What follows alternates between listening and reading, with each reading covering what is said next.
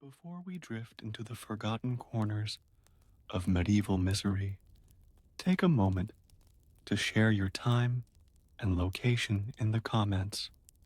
It's comforting to know where and when you are as we travel far away from both. And if this quiet journey through history helps you sleep, feel free to subscribe and rest with us each night. Now, let your breath slow. The story begins. There were towns that smelled of lavender, villages with cobbled lanes, and the sound of lutes drifting from tavern doors. But those were not the places we'll visit tonight. No, we are heading somewhere colder, somewhere damp, somewhere forgotten, even by maps, remembered only by aching bones and brittle memory. Let us begin with a valley, not by name, for it had none that endured, but by description. It was called, in whispers, the bogs of Fetterlin. The bog itself stretched for miles, shallow water covered in tangled reeds, thick green ropes of vegetation that floated like hair across the surface. There were no roads, only narrow, twisting planks of warped wood set down one at a time by the villagers themselves. Every morning, the fog arrived before the sun, thick, pale, heavy with the smell of iron and mildew. It sank into the breath, into the cloth, into the skin, and it never fully lifted. People here did not farm. The ground was too soft, too wet, too unpredictable. You might till a patch one day and return the next to find it gone, swallowed by the marsh. Instead, they fished, not in clear water, but in murky stillness, pulling up creatures with pale skin, bulging eyes, and translucent bones. They were called eel things. No one knew what they were, but they filled the bellies, and the bellies learned not to complain. The village itself had no walls, no market square, no church bell, only sagging huts with moss-covered roofs. Children here were not taught to read.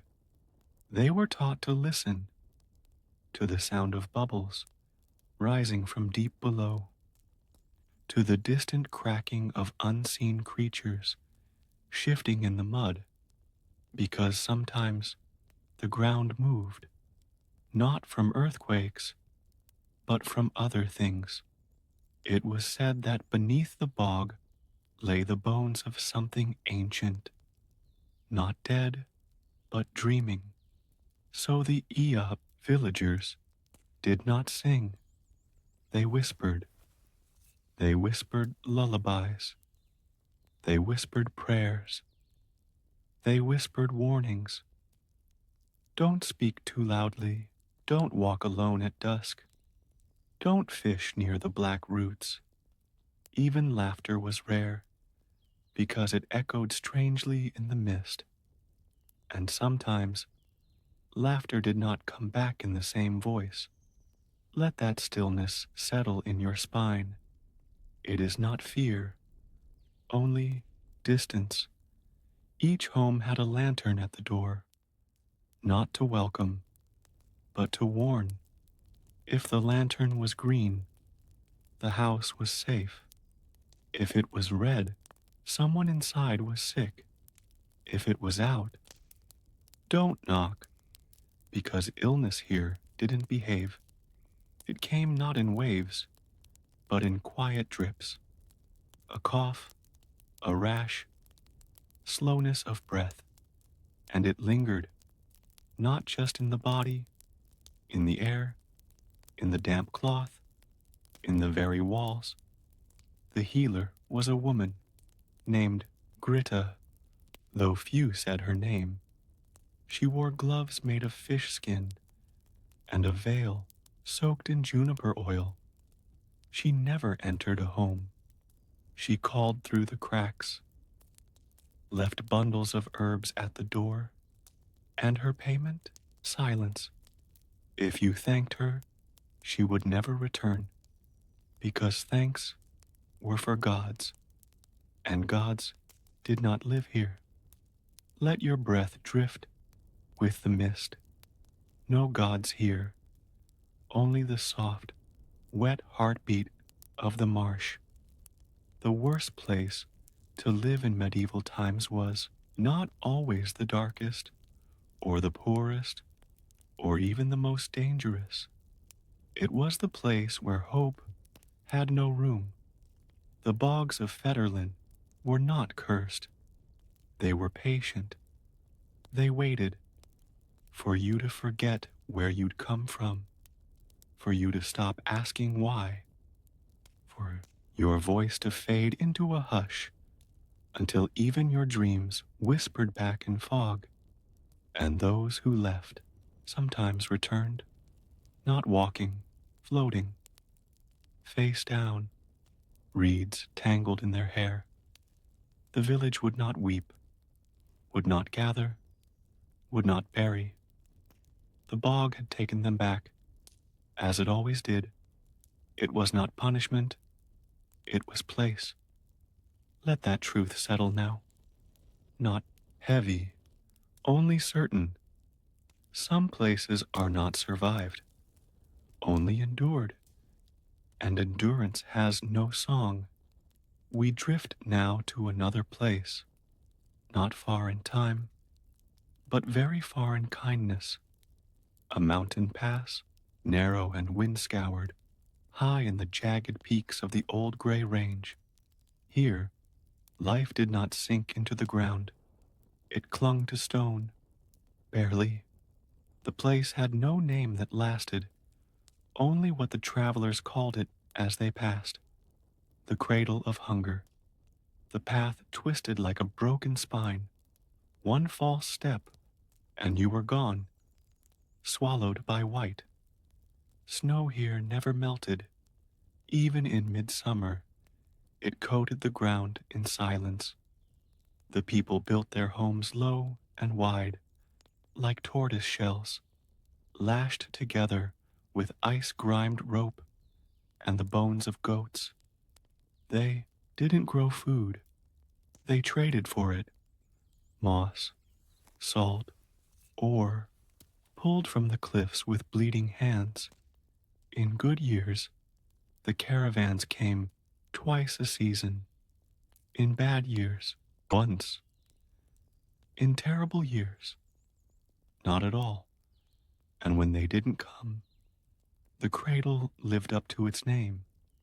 Hunger rocked the people to sleep. Children here were born small. Old people disappeared into the snow before they could be mourned. And the wind told no secrets. It only screamed. There were no trees for fire, only dung and scrap cloth and hope. People kept relics not for faith, but for fuel. A carved figurine passed down 10 generations. Burned. A painted book that once told of saints. Ash. The worst places to live were not the ones where people fought each other. They were the ones where people stopped fighting, stopped trying, stopped speaking, because words required strength, and strength had better uses. There was a story here, told in whistles, not words, of a man who swallowed stones to quiet his stomach. He died smiling, because the weight fooled his body. Let that weight go. Now it is not yours. You are not in the cradle. You are warm, safe. The king never visited this place. No taxman came, no priest walked the pass. They were not unwelcome, just not expected. The people prayed to nothing except the wind. They said it was once a woman. Now she walked the ridges, checking on her children, and if she loved you, she would take you. Quickly, those who died slowly were unloved, unwanted, so the people slept with their doors cracked open, hoping to be heard, to be taken, to be folded into the snow like a forgotten letter. Let that door stay shut now. You are not among them. You are only passing by, and the wind does not see you. Not tonight. We drift onward, toward another place, a different kind of misery, but no less quiet, no less forgotten, and no less real. Let your breath slow. Let the cold fall behind. We move forward, one step at a time. Some places crumble from the outside, beaten by weather, war, or want. Others rot from within. Our next journey takes us to such a place, a town that still stood, but no longer lived.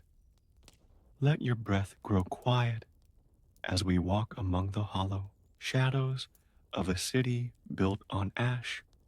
It once had a name. It still does, technically, but no one remembers how to say it aloud.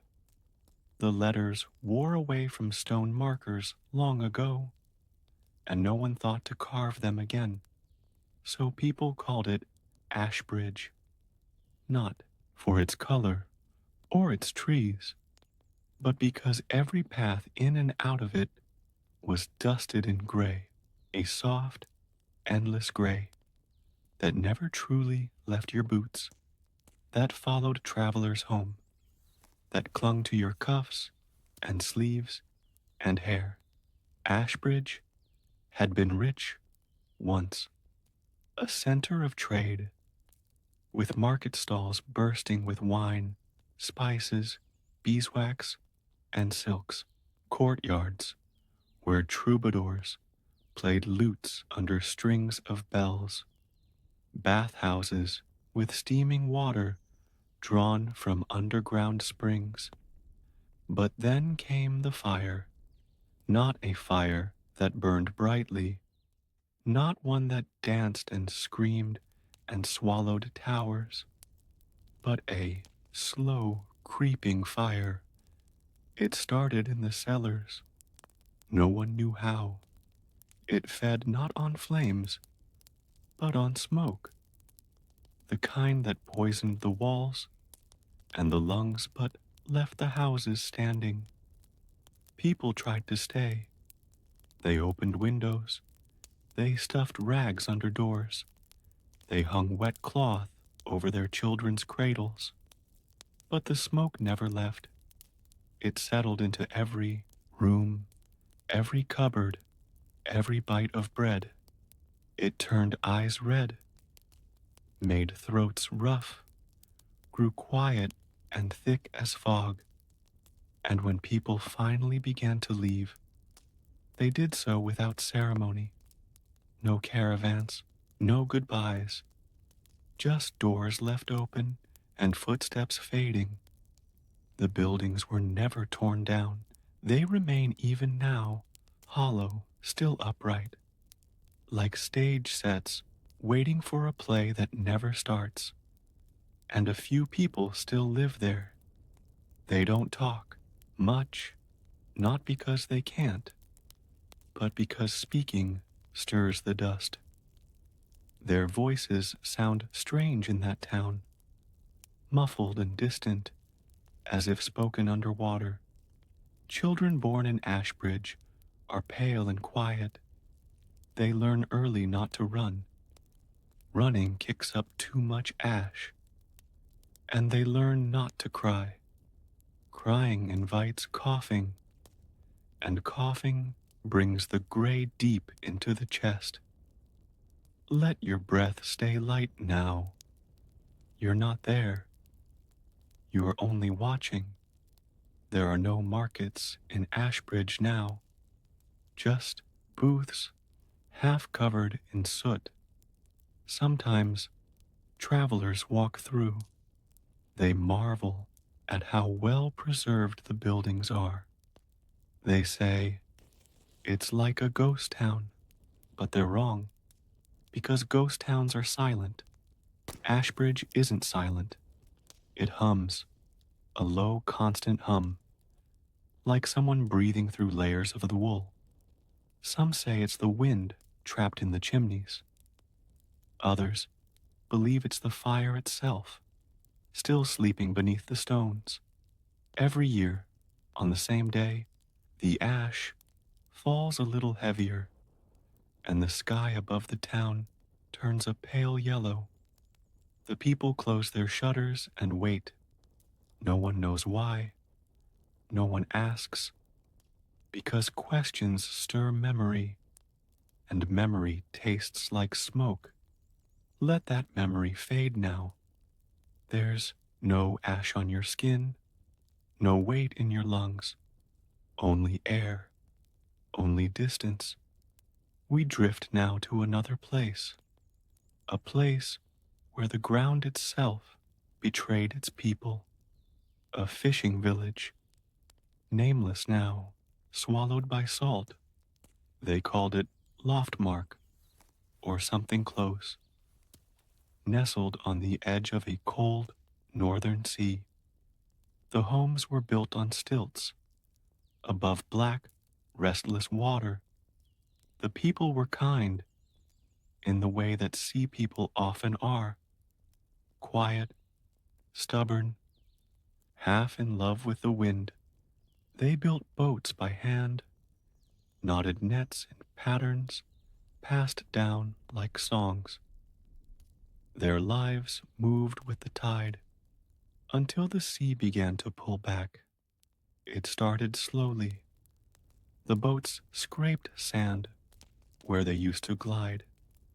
The fish grew, lean, then rare. Crabs climbed ashore and died in piles. And the village priest declared, the sea is resting. But the people did not believe it, because the water had not just pulled back, it had begun to listen. Every time a man swore at the waves, a plank of his boat would rot. Every time a woman cursed the tide, her catch would spoil. Children learned not to splash, not to laugh too loud, not to speak at all while walking the docks, because sometimes the water answered, not in words, but in sighs, in sudden whirlpools, in the vanishing of things. A basket, a boot, a child. The worst places to live are not always loud. They are the places where nature becomes a neighbor, and that neighbor turns its face away. One night, the tide returned, but it did not stop at the shore. It crept through the village like a thief, quiet, deliberate. The water rose higher than any could remember, higher than the stilts, higher than the roofs. The people climbed, prayed, held torches above their heads. But the sea does not care for fire. It drank their homes, then paused, then left again, dragging half the village behind it. No one rebuilt. No one stayed. The survivors walked inland with water still in their boots, too shocked to speak, and Loftmark vanished, not with a scream, but with a sigh. Let that sigh pass through you. It is not yours. We drift again, toward a place less dangerous, but more cruel, a town on the edge of a great road. Not a dangerous road, just a long one, the kind merchants used, the kind soldiers marched, the kind that moved too quickly for small places. This town, it had no walls, just fences made of woven branches.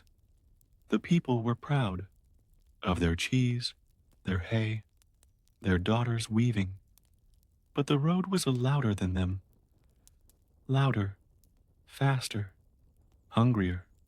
Every time something passed, a caravan, a battalion, a pilgrim crowd, it left behind its noise, its dust, its appetites, and so, slowly, the town twisted itself to match the road.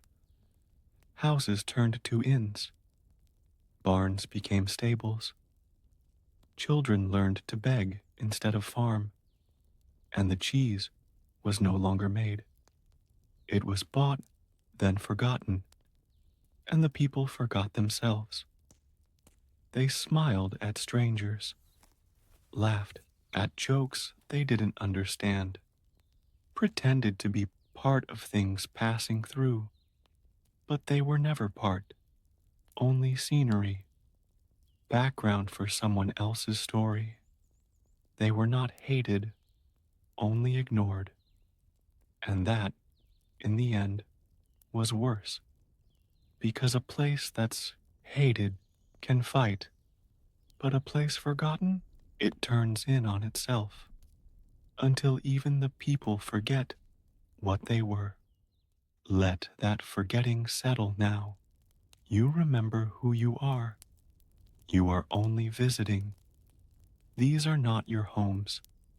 These are not your burdens. Only echoes, only breath. And we will continue through 12 forgotten places, one more to come in the next chapter. We drift gently from ash to salt to silence. Let your body sink deeper into stillness. Let your breath follow the rhythm of the wind through broken rafters and empty halls. We continue now into another place, a place where nothing was ever truly whole and no one ever truly healed. The village had a name once, but it was mostly vowels, and no one alive could pronounce it properly anymore. People just called it Broken Moor. It sat on a plain of thin grass and fractured stone, hemmed in by low hills that rolled like the backs of sleeping beasts. From a distance, it looked like any other settlement. Smoke curling from chimneys, a chapel bell hanging above the square, wheat drying in flat fields. But Broken Moor was cursed, in a way most could not name. It was not war, not plague, not even famine. It was something simpler, more invisible. It was injury. No one in Broken Moor stayed whole. Children scraped knees that never scabbed. Mothers burned hands at the hearth and never felt heat again. Men limped home from hunting with bruises that bloomed like rot and never left. And the healers, such as they were, could do little. They boiled willow bark for pain, wrapped sprains in strips of soft wool, but the bodies did not listen. Bones rebroke without cause, scars reopened, teeth loosened without rot. There was no explanation, only the saying passed from lip to lip. The land does not hold us. Some blamed the soil, too soft in spring, too cracked in winter. Some whispered about old burial mounds beneath the fields, disturbed long ago by eager hands, and now quietly punishing the living. But most simply accepted and adapted. Children were taught not to run. Old people were wrapped in layers of padding, even in summer. And laughter, real, full-bellied laughter, was dangerous. It could pull a muscle, crack a rib, tear something deep inside. So people chuckled softly, if at all. They slept on straw beds soaked in lavender oil, hoping it would soothe aches that never faded. Let that ache pass through you now. It doesn't belong to you, only to the memory of a place where rest was a hope, not a promise. Marriage in Brokenmore was not built on romance. It was built on balance. Who could carry water? Who could gather herbs? Who could still lift a child without pain? Love came later, if it came at all, and funerals were never grand. No procession, no choir, just a soft murmur of shared understanding, and then back to work. Because there was always work. The worst places to live weren't only the ones that killed, they were the ones that left you barely alive, year after year, barely able to walk, barely able to eat, barely able to remember what it was like to move without thinking. There was a woman, old, hunched, with one eye that saw only outlines, who sat in the square and told stories. Her name was Trude. People listened, not because her tales were joyful, but because they moved slower than pain. And that was a mercy. Long ago, she would whisper, a knight came here looking for dragons. He found only aching knees. Long ago, a healer promised to cure us. He left with broken hands. Long ago, the earth was soft, and it still is. Too soft to hold bones. She never smiled, but her voice was soft, like warm cloth, and people sat beside her, sometimes just to hear something that didn't hurt. Let that voice echo in your thoughts now. Soft, faded, just enough to keep you company.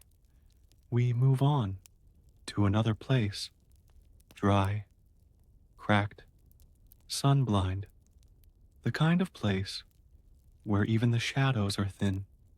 It was called Verwinhold, a desert fortress, built not for glory or wealth or even defense, but because there was nowhere else to go. The settlers had come from the east, chased by war or debt or drought. They found high cliffs, flat rock, and silence, and they built upward, stacking sun-baked bricks, carving into the stone, digging wells with fingers that blistered and bled, and they survived. But only just. Verwinhold had water, deep, slow, warm water that tasted of copper, and it had goats, lean and mean, with eyes that watched you like judges. But it had no trees, no grain, no softness, only rock and sun and dust. The people wrapped themselves in cloth, even in heat, to keep the sun from cooking their skin. They walked slowly to avoid stirring the sand, and they never, ever spoke loudly, because echoes here were cruel. The worst places to live weren't always cold. Sometimes they were places where heat stripped your mind clean, where you forgot the smell of rain, the feel of green, where the only music was the wind carving hollows into the cliffs. Children here were born quiet. They learned not to ask, only to do. Haul water, patch roofs, watch the goats. Wait, always wait, for the wind to shift, for the next trader to pass, for the next breath to come a little easier. The hold had no feast days, no celebrations, just survival. And in the silence, they carved things, little idols, not of gods. They'd forgotten those, but of animals. A bird with no wings, a fox with closed eyes, a snake biting its tail. They placed them at doorways, on rooftops, in wells, not to protect, just to mark space. We were here, they seemed to say. We tried. Let those carvings rest now. They don't need to be remembered, only respected. We drift farther now, across plains where the grass grows tall and golden in summer and brittle and white in winter, to a village known not for its pain or its danger, but for its silence. It was called Lowenstrand, but no one said it aloud, because to speak was to disturb the pact of quiet. They had once been a loud people, singers, poets, wind players, bell ringers, but then came the soldiers. They didn't stay. They didn't even fight. They just passed through. But as they passed, they took things. A pig here, a cart there, then a daughter, then two, then more. And the people had cried out, demanded justice, raised their voices, and were heard. The next wave of soldiers came not to pass, but to punish. And when the dust settled, the village had no music, no bells, no songs, only the wind through thatch. And from that day forward, they spoke only in gesture. A hand on the chest meant please. A raised eyebrow meant danger. A clasped wrist meant, I'm with you. Children learn the language before they learn to walk, and soon even the crows flew quieter. Visitors found it eerie, but the villagers did not mind. Silence was safety, and safety in that world was everything. Let that silence rest on your shoulders now, soft, warming, not frightening. You are safe, you are far, and there are still places left to see. Still towns where survival was a whisper. Still ruins that remember. Still breath between broken walls. Let the journey continue. We are not done yet. Some places were shaped by nature. Others were shaped by war. But some, the quietest, the loneliest, were shaped by forgetting. Let us walk now through one such place, a place no one truly left, because no one truly arrived. It was called Grever's Hollow, though no one named Grever had lived there for generations. It sat nestled between two crooked hills, always in shadow, even on the brightest days.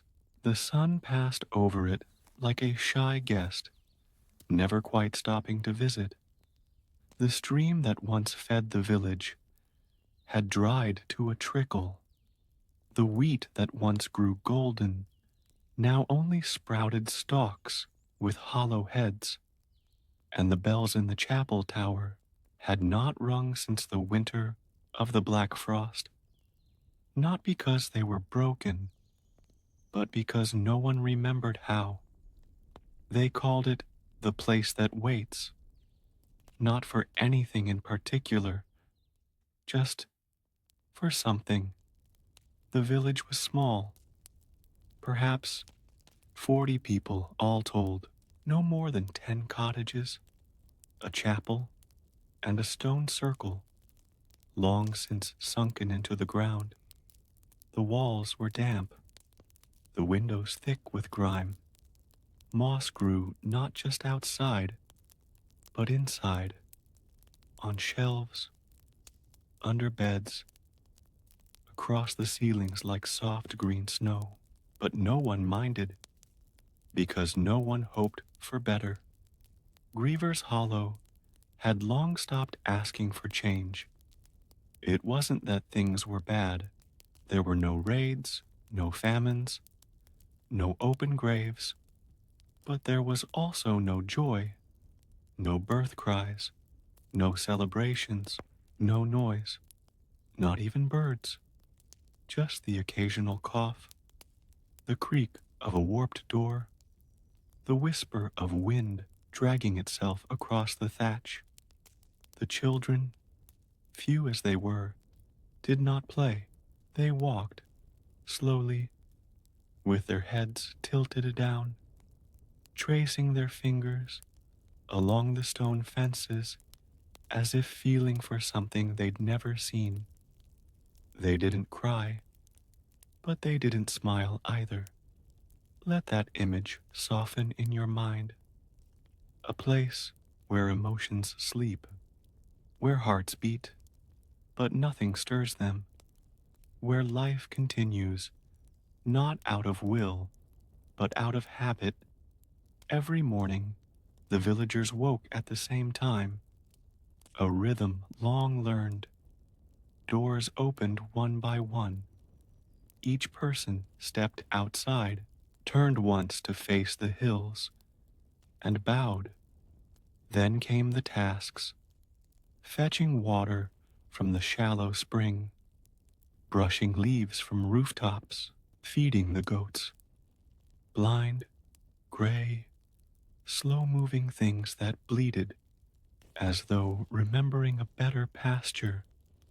But no one spoke, not because they couldn't, but because the words had dried up, like the stream. There was once a storyteller. Her name was Lisbeth.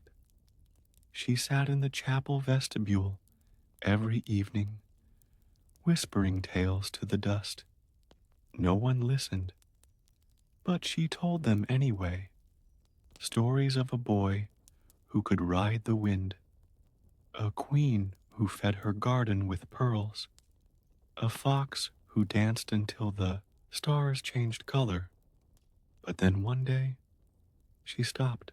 Her voice just didn't come. She opened her mouth, and nothing, no sound, no panic, just silence. She never tried again. Let that silence echo in your thoughts now. Not painful, not loud, just settled. The hollow was said to be haunted, but not by ghosts. No rattling chains, no bloodied figures, just memories, floating loose like mist. Sometimes, if you sat still enough on the chapel steps, you could feel them, old feelings drifting past you, a laugh that never finished, a sigh that didn't belong to anyone present, a tear on your cheek that you didn't remember crying. The worst places to live in medieval times weren't always violent. They didn't always starve you or break your bones. Some simply took your story, one piece at a time, until you were a page with nothing written on it. Grever's Hollow was such a place of forgetting. Even the trees seemed to lean away from it. Travelers, if they stumbled upon it, would often turn back without realizing why. They'd blink, frown, and say, "I thought there was a village here," and then keep walking. because the mind refuses what the heart can't carry, and this village was empty in ways no saddlebag could fill. But the people remained, not because they had to, not because they were trapped, but because leaving required a reason, and they had none left. Let that weight pass through you. You are not in Graver's Hollow. You remember your name. You remember the warmth of voice. We drift now, gently, to another forgotten edge of the map. Not a hollow, not a mountain, not a fortress, but a marshland, a shifting, sticky place called Branley Fen. No one ever intended to live there, but life does not always ask permission. The fen was a maze of murky channels, slow-moving streams, and tufts of green that hid holes deep enough to swallow a horse. It smelled of sulfur and wet iron, of moss and things that should not grow. But people had come anyway, exiles, debtors, those fleeing plague or law. They built on stilts, wove homes of reeds and bone, used the mud as plaster. At first it worked. They were free, far from crowns and taxes and sermons. But the fen did not like to be lived on. Roofs sagged, floors tilted, bridges collapsed without warning, and the insects, clouds of them, humming with hunger, made even the bravest wish for winter. There were no roads, only rafts, no fires, only smoke, no clear nights, only fog. But the people endured, because Branley offered one thing no other place did: obscurity. No king ever taxed Branley. No priest ever preached there.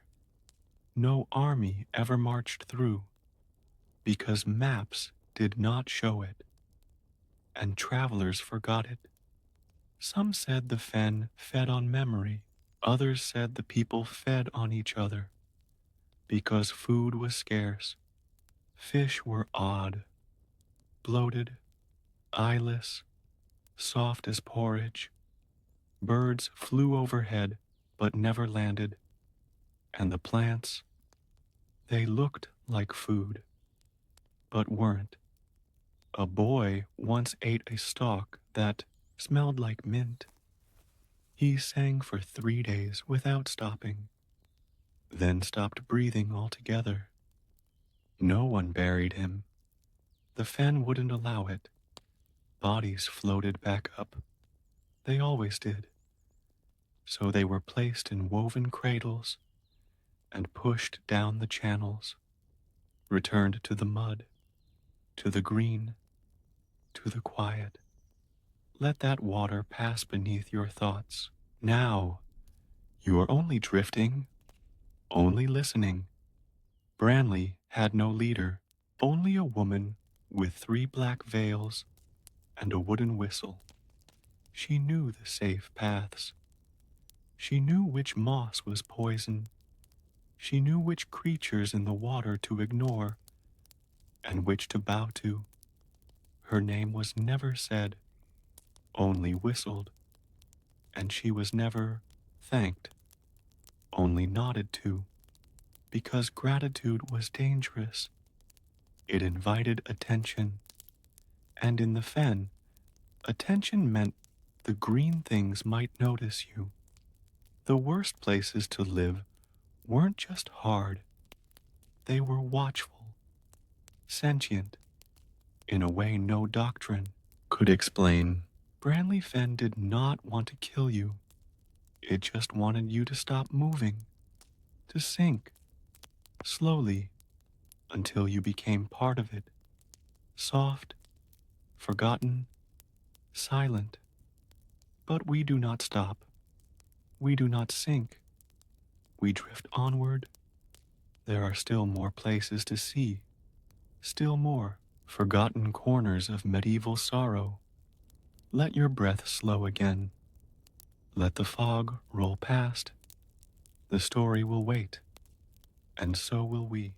There are places where fear is carved into the bones of the land, not from monsters or battles, but from the slow, steady erosion of comfort. Let us now descend into one such place, neither forsaken nor destroyed, but alive in a way that wounds gently and endlessly. It was a mining town. That's how it started, at least. A place built not on stone, but under it. No official name, just called the Deep Rose by those who worked the shafts, and the Bleeding Village by those who didn't. You could smell it before you arrived. Iron in the air, like someone had struck a blade into the earth and left it there to rust. The miners lived in long wooden barracks, slumped like tired beasts against the side of the hill. Each was marked not with numbers or names, but with symbols scorched into the beams. A pickaxe, a crow, a crooked star. They rose before the sun, and they returned after it had set. Because the tunnels were not safe, they shifted, they whispered, they swallowed things. Once, a boy dropped a lantern down a shaft. It fell for 10 seconds, then 15, then more. No sound ever came, just silence. He was never the same after that. Wouldn't eat, wouldn't sleep, just whispered to the walls. They said he was hearing the deep folk.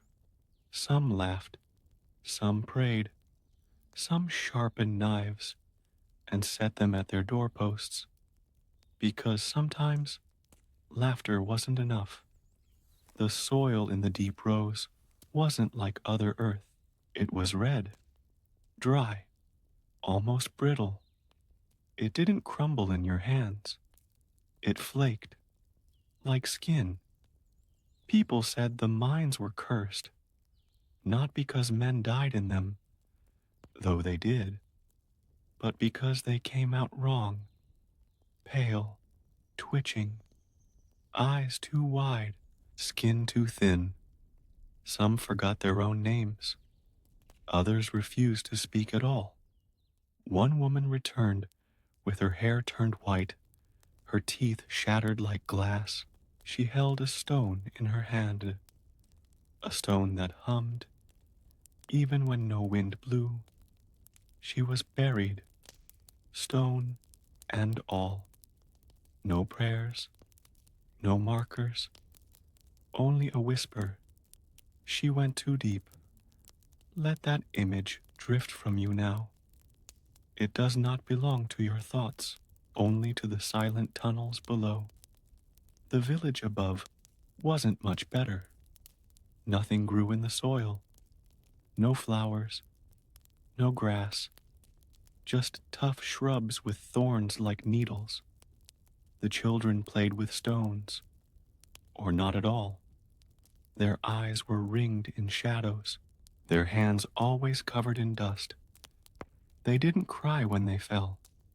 They didn't scream when they bled. They just stood, waited, endured.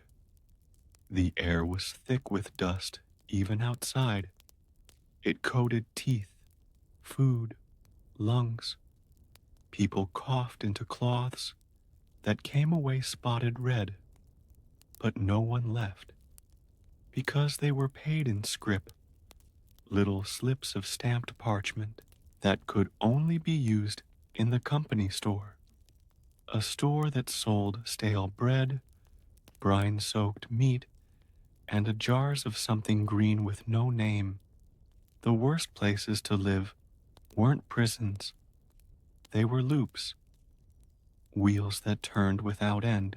You were born there, worked there, coughed there, died there, and were replaced, quietly, without ceremony. There was a bell on the ridge, once meant to ring if a cave-in occurred. It hadn't rung in years, because the last time it did, no one came to help. They just listened and waited for the ringing to stop. Let your breath stay steady. You're not underground. You're not waiting for the bell. You're here, above, safe, still. The overseer of the deep rose was a thin man with blue gloves and dark eyes. He didn't speak often, only pointed or clicked a little wooden token in his hand, a totem made of old bone and paint. If he handed it to you, it meant you were being sent low, below the third level, where no lanterns were allowed. Only touch, only breath, only darkness. Few returned. Those who did never blinked again. Their eyes stayed open, even in sleep. Let us move on now, slowly, to another place, a place above the ground, but no less buried. This one was called Halver's Mire, a village in a shallow basin surrounded by hills shaped like sleeping faces. It rained there, not once a week, not once a day, but always, a thin, whispering rain that never stopped, not even for a moment. It didn't pour, it wept, the kind of rain that soaked not just clothes, but bone, that crawled behind your eyes and settled into your skull. Houses were built tall and narrow, like chimneys with steep roofs and warped staircases. Children slept in hammocks, strung above the floor to stay dry. Fires burned, with blue smoke hissing constantly, and the people walked hunched, not from age, but from habit, because the rain pushed down, not hard, but insistently, every day, every hour, every breath. The roads were mud, the fields were swamp. No shoes lasted longer than a month. No wood stayed dry, and no one ever smelled of anything but wet wool and old mushrooms. The crops here weren't sown. They were coaxed, mossy tubers, pale beans, things that grew in shade and needed no sun. The animals were lean and pale, too. Chickens with no combs, goats that bleated like wind, and dogs that didn't bark, only stared. There was a healer here, old, bald, wrapped in sealskins. He made tinctures from lichen and rainwater, but he never treated sadness, because sadness was not an illness here. It was a way of breathing. Everyone was a little gray in Halver's Mire, not from paint, from life. Fingertips permanently wrinkled, eyes always a little red. The children here didn't ask for toys. They asked for dry things, a towel, a coat, single hour without mist. The worst places to live weren't always savage. They were just unkind, indifferent, like Halver's Mire, a place that wore people down like stones in a stream, not quickly, but thoroughly. Each week, the villagers would gather in the square and watch the weather vane spin. not because it changed anything, but because it reminded them the wind still noticed them. Let that wind pass over you now. Let it fade. You're not in the mire. You're not wet, only still, only dry, only drifting. We move on again. The journey is long, but quiet, and that quiet is where we'll rest for now. Let your breath fall into rhythm with the slow creaking of wooden beams. Let your mind sink gently into fog. Our next stop is a place where the buildings stood straight, the rules were followed, and yet something was always wrong, because the cruelty here was quiet but constant. It was a planned village, not born from ancient footpaths or family lines or the slow rising of roofs by needful hands. No, this place was designed by rulers, by monks, by men with ink-stained fingers and ironed maps. They called it stonering, a place made to be efficient, a model of order and obedience. There were 16 houses, 8 on each side of a perfect road, a chapel at the northern end, a watchtower at the southern, each home identical, 2 floors, 1 hearth, a latrine out back with the same carved symbol above the door. The gardens were measured, the fields were rationed, the days were scheduled. Bell rang in the morning and again in the evening, not for prayer, but for inspection. You woke when the bell rang. You worked until the sun reached a certain height. You returned when the next bell sounded, and if you didn't, you were noticed. Not punished exactly, just corrected. A knock at your door, a parchment left on your pillow, a suggestion whispered by a neighbor who never blinked. Let that structure pass through your thoughts now. Tight, square, inescapable. You are not in stonering, but you can feel it in the way it pressed on its people like a perfectly carved lid. There were rules for everything: how to cut wood, how to kneel, how to speak to the steward, the messenger, the visiting friar.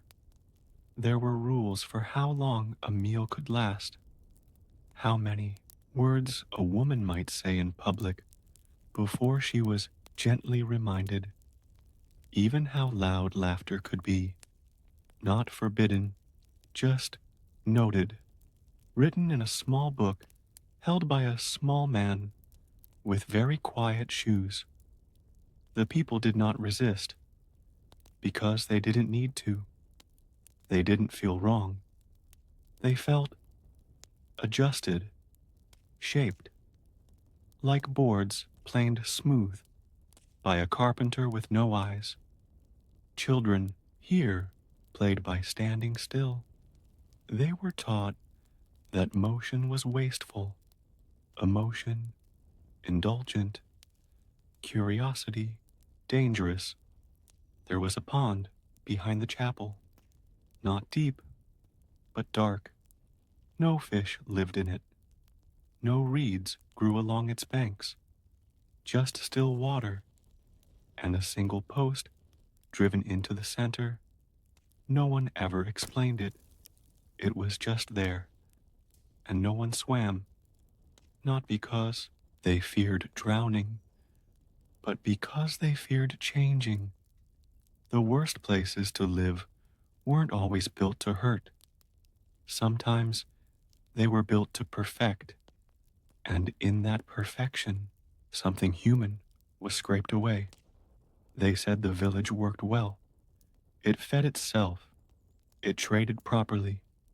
It had no violence, no theft, no heresy, but also no songs, no weddings, no tears at funerals, just folded hands and folded minds.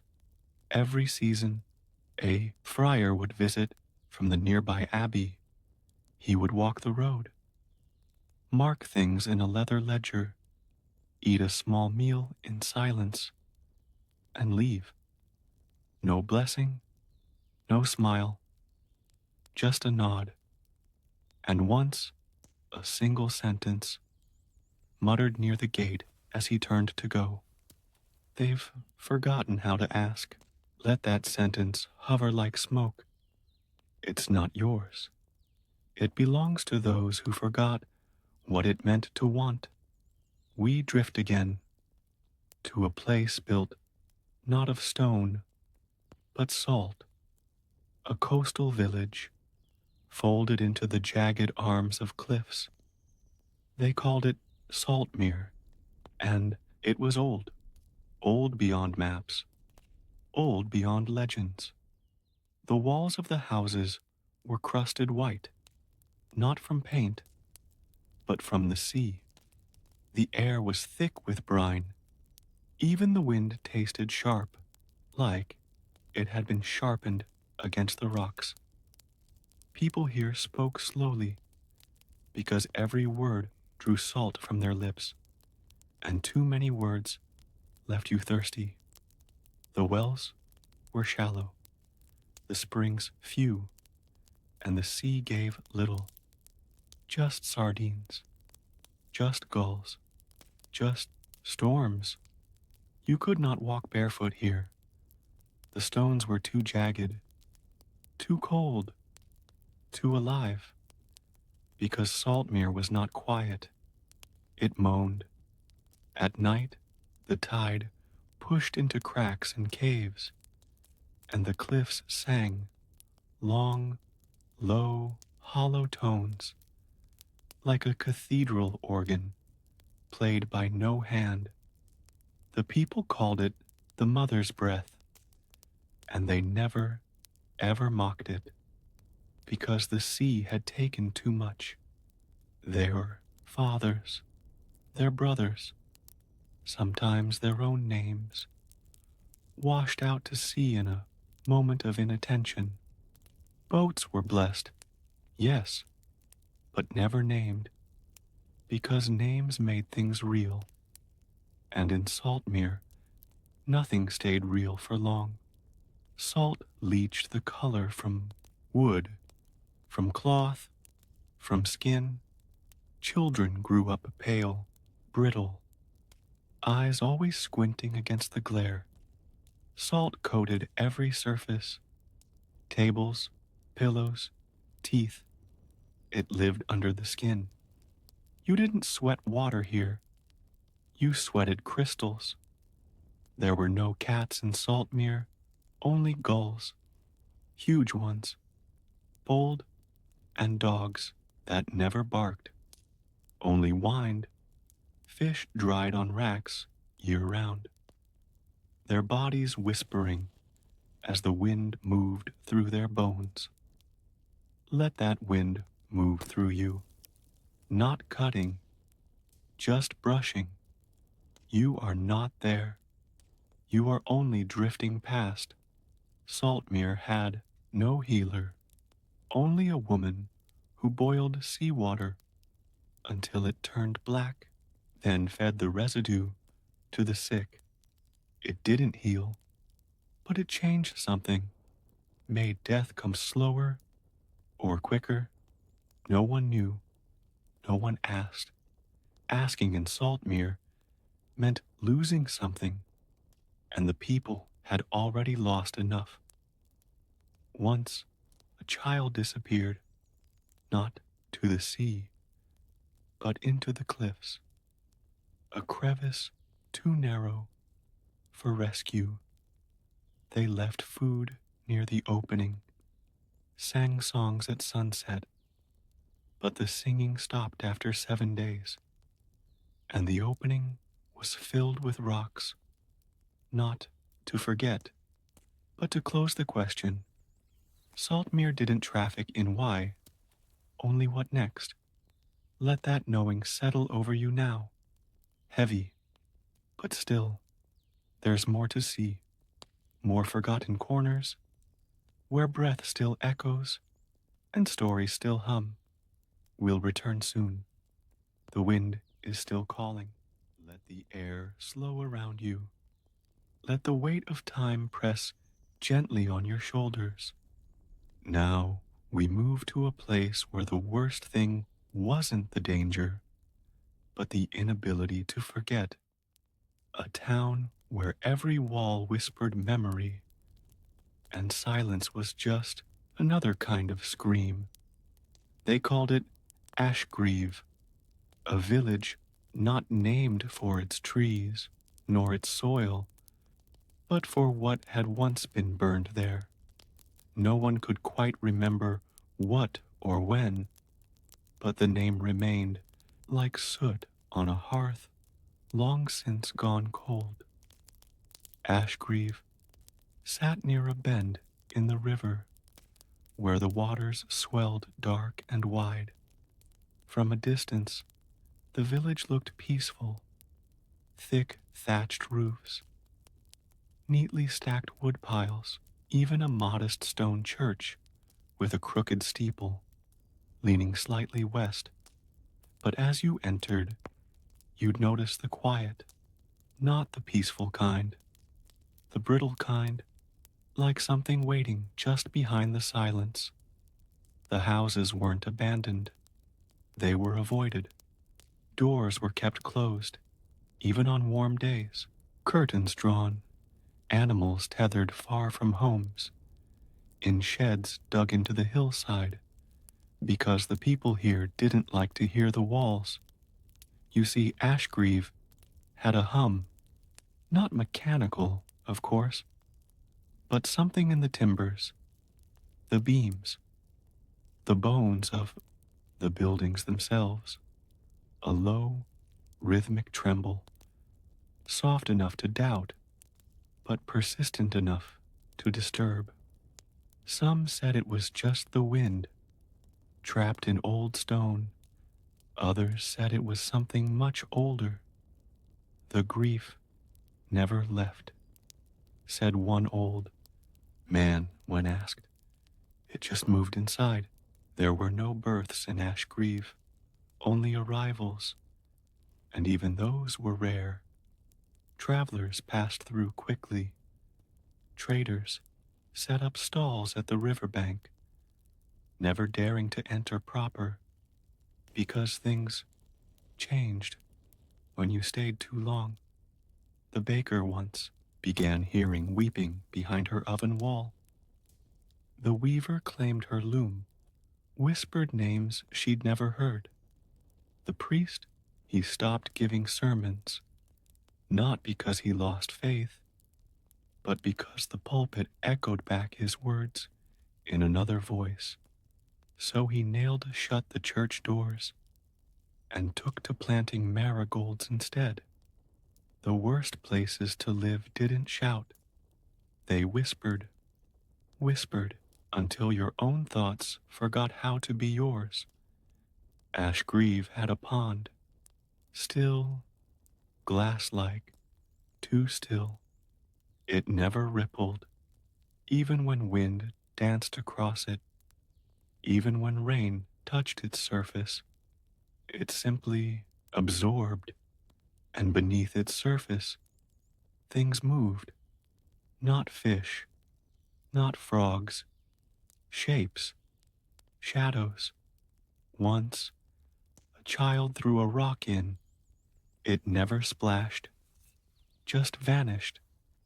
The boy didn't speak for 3 days, and when he did, he spoke in rhyme. Not simple children's rhyme, but something older, measured, almost liturgical. They kept him indoors after that, taught him to hum instead of speak. It helped. A little. Let that stillness settle in your breath now. You are not near. That pond, only listening, only watching from far, far away. At night, Ashgrieve did not sleep. Lamps were never lit after dark. Not for superstition, for protection. The darkness outside was normal. The darkness inside was what people feared. A kind of thick, oily dark that settled in corners, hovered over cradles, moved along rafters like a slow breeze. You couldn't see it, but you could feel it watching. So people went to bed early, wrapped in layers, with charms beneath their pillows, dried lavender, crossed spoons, bits of coal wrapped in black cloth, and most important of all, silence. No speaking after the sun set, not even a whisper. It was the village's only true rule, one that even children followed without question, because once, just once, someone had broken it. A visitor, bold and well-meaning, told a story in the inn by candlelight, spoke a little too loudly, laughed a little too hard. The candle blew out mid-sentence, and when light returned, he was gone.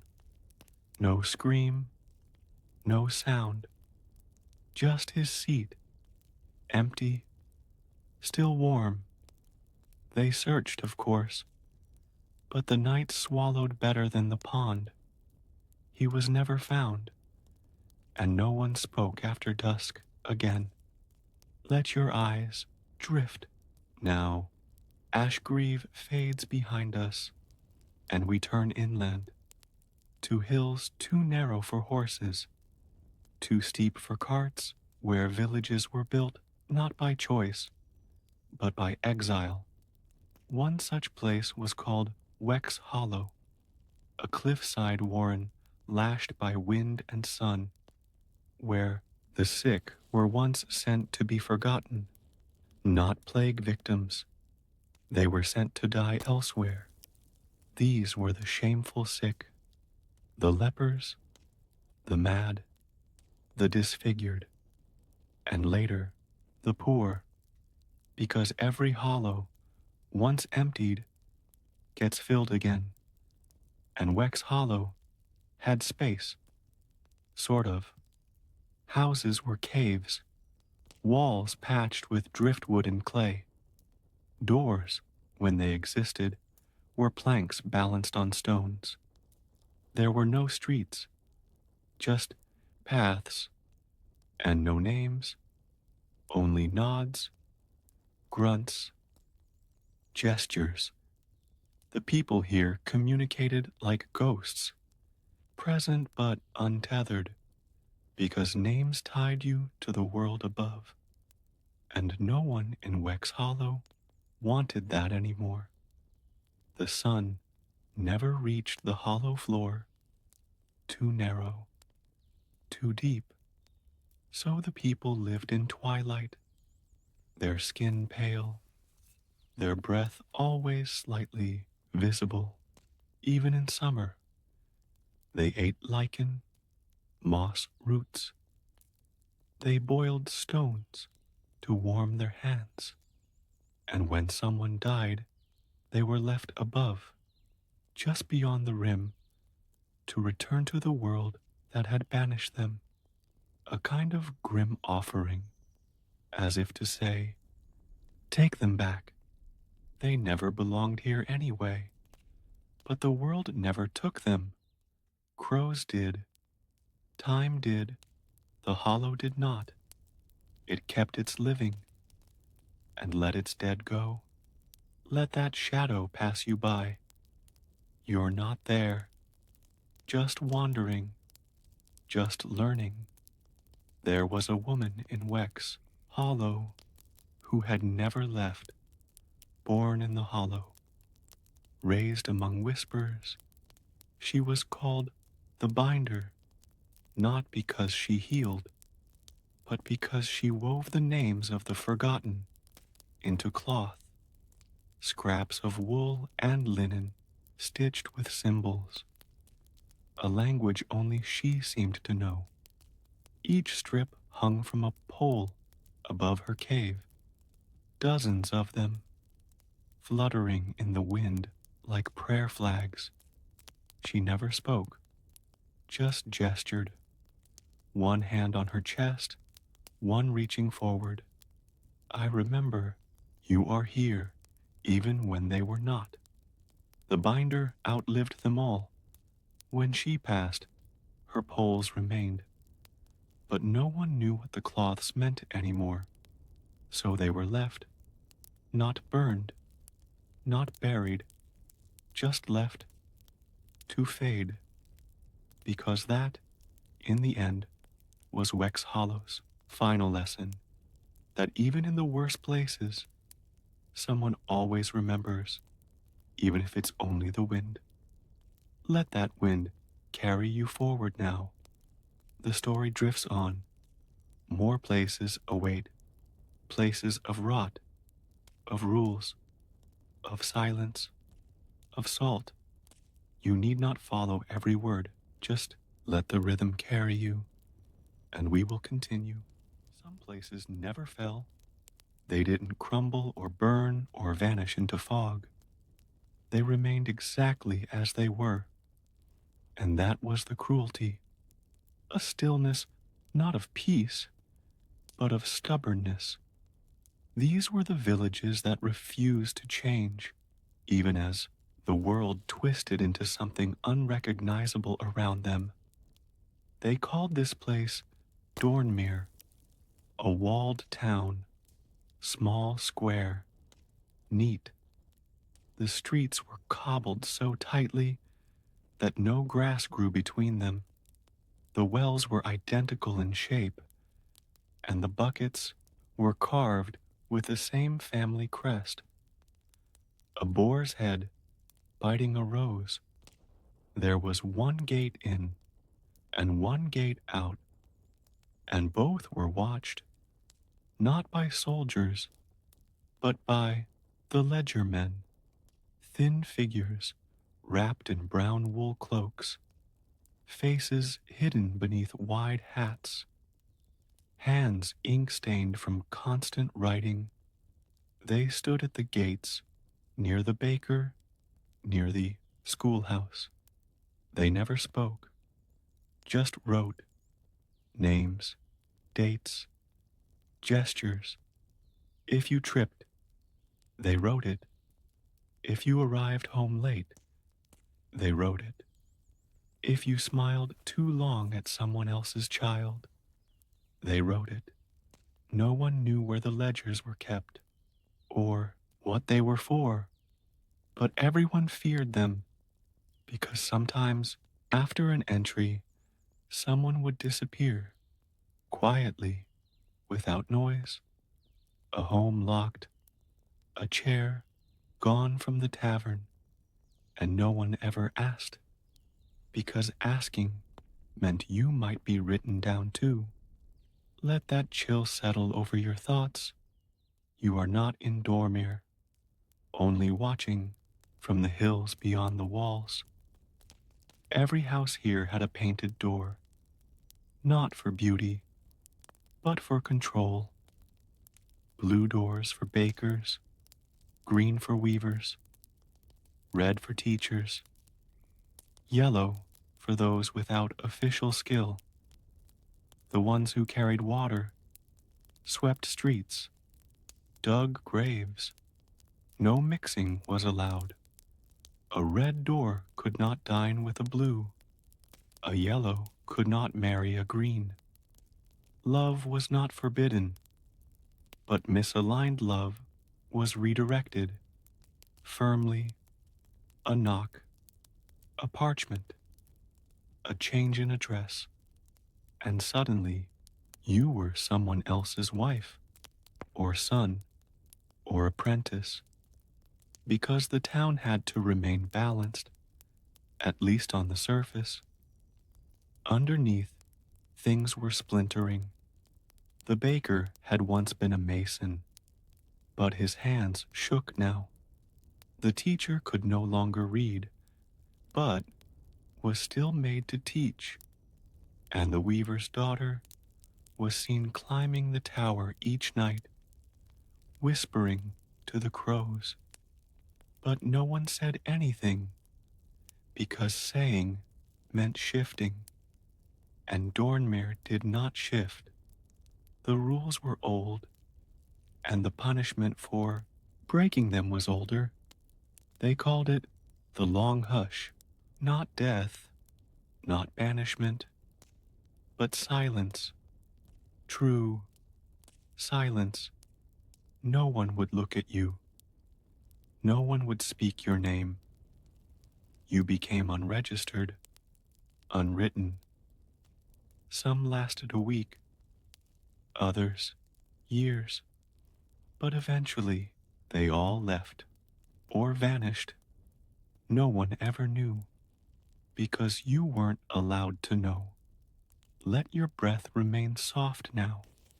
You are not among the unwritten, only resting in their memory. Dornmere had a celebration every year, the Day of Steadfast Light, a day when the torches were kept burning, even in daylight, when children marched in lines, when songs were sung, always the same songs, no clapping, only humming, and all faces wore the same expression, not joy, not boredom, but something in between, because the fire wasn't just celebration, it was reminder that things stayed lit here, and things that changed were burned. There was once a girl who danced during the torch procession, not wildly, just a little spin, a lift of the arms, a smile. People gasped, not because it was beautiful, but because it was different. By evening, her door was unpainted, and no one saw her again. Let that flame flicker out behind your eyes. We leave Dornmere now, but not far, only to its outskirts, where the land dips into a shallow vale known as the Cradling, a soft name for a hard place. This was where those who couldn't enter Dornmere lived, the nameless, the unsorted, the flawed. They built huts from what the town discarded, broken beams, bent nails, rotting thatch. The cradling was always damp. Mist rose from the earth at night like breath from a sleeping beast. There were no paths, only desire lines, trails worn by tired feet, wandering the same daily circles. The people here weren't criminals, just inconvenient. The limping, the stuttering, the ones born with fingers too few, or minds too quick, or voices too loud. They weren't banished, just placed, gently, far enough not to stain the town, close enough to serve it. They tanned the leather, buried the dead, did the work no colored door could be seen doing, and in return, they received nothing official, no coin, no parchment, no names, just leftovers, bones, cold broth, rusting tools. But they were proud in their way. They sang different songs, laughed real laughs, loved without symbols, because no one cared enough to stop them. And yet, life was still hard. The earth grew little. Rain came too often. Sickness moved like a neighbor, visiting each house, one by one, leaving a mark, then returning weeks later to collect. Children rarely reached 10, and those who did often stopped speaking, not from trauma, just from echo. There were few stories in the cradling, but one was often repeated, of the woman with the violet scarf who climbed the hill into Dornmere and stood at the gate holding a bouquet of winter roses. She said nothing, just held them out. The ledger men did not write, they just turned, and the wind took the petals, scattered them across both sides of the wall. Some say that winter, the mist didn't come, that the fire didn't burn quite right, that a child from the cradling was born, with a full head of silver hair and eyes that saw too far. But no one knows, because stories here are half memories, half hopes. Let that hill fade behind your thoughts. We drift again, not up, not down, just across, to places where the line between living and lasting gets thinner with every breath. Some places are not forgotten. They are deliberately unremembered, scrubbed from records, spoken of only in shadows, because what happened there never stopped. It just slowed, as if time itself couldn't bear to look directly at it. We now drift toward such a place. They called it Greywash Hollow, not because of the fog, not because of the ash-colored stone, but because everything there felt faded, worn down, not by weather or war or fire, but by something older, something like memory being slowly peeled away, layer by layer, until only the shape of a town remained, and none of the meaning. Greywash Hollow sat at the meeting of 3 old Roman roads, cracked, sunken, overgrown, and leading nowhere anyone remembered. Its houses tilted, not from collapse, but from indecision, like they'd once tried to stand straight and slowly gave up. Roofs sloped like drooping shoulders, windows squinted, walls leaned inward. The town felt as though it were huddling, waiting for something. The church was round, an oddity in a land of sharp steeples and pointed arches, round like a wheel, or a seal, or an eye.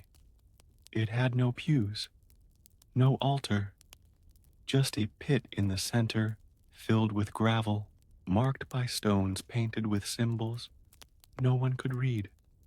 Children weren't allowed near it, not by law, by tradition. And in places like Greywash Hollow, tradition was more binding than any king's decree. The villagers didn't pray, not out loud. They whispered to trees, left small offerings in cracks in the stone, bits of iron, braided twine, burnt hair. When asked why, they shrugged, or looked away, or said, "It's not for us." Not for them? Then for who? No one answered, and no one asked again. Let that echo soften now. You're not in Greywash Hollow. You're not placing twine at the base of a stone.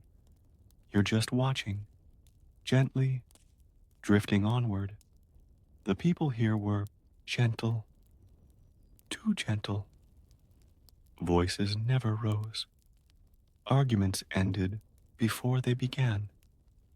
Even babies rarely cried, and if they did, they were taken down the path behind the mill just for a moment, and when they returned, they were quiet, No one ever said what was back there, but the path curved like a question mark, and the air above it always smelled faintly of wet leaves and copper. The villagers wore gray wool, always, not dyed, not shaped, just draped. No buttons, no laces, no fastenings of any kind. Clothes were pulled on like memories, loose, heavy, soft around the edges. Even the shoes were shapeless, more like slippers. There were no clocks in Greywash, hollow, only a large, rusted bell in the tower that rang whenever someone was born or died. The bell didn't toll for hours, just for change, and even then, only once. A low, unhurried sound that faded into the mist like a sigh that forgot what it was mourning. In this town, no one ever left. Travelers didn't pass through, not because of danger, but because no one remembered it was there. Traders avoided the road. Maps skipped the fork. Messengers claimed the route curved in an odd way, always leading back to where they'd started. Greywash Hollow was not hidden. It was simply unlooked for. One man once claimed he'd been born there, left as a child, and found his way back as an old man. He said the place hadn't changed. Not a board out of place, not a roof recast. Even the same cat still sat on the porch of the old schoolhouse. And when he knocked on the door of what he remembered as his family home, a woman opened it. She smiled and said, "I've been waiting." He left the next day and never spoke of it again.